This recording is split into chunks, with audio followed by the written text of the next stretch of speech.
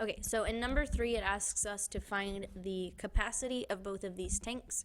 We have one tank that is a 6 by 3 by 1.5, and then we have another tank which is a 1.5 by 2 by 9. We need base area times height for both of them. In this one, the base area is made up of this bottom of the tank, and same for this one. The dimensions of the base for tank 1 is a 6 by 1.5.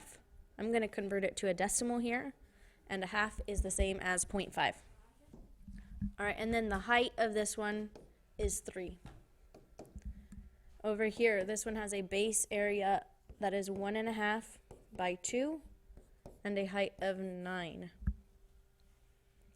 When you multiply all of this out, you get 27, and it was measured in inches, so it should be inches cubed. This one is also 27 inches cubed when you multiply all that out. So it asks which one has a greater capacity, and neither of them have a greater capacity. Both have the same capacity.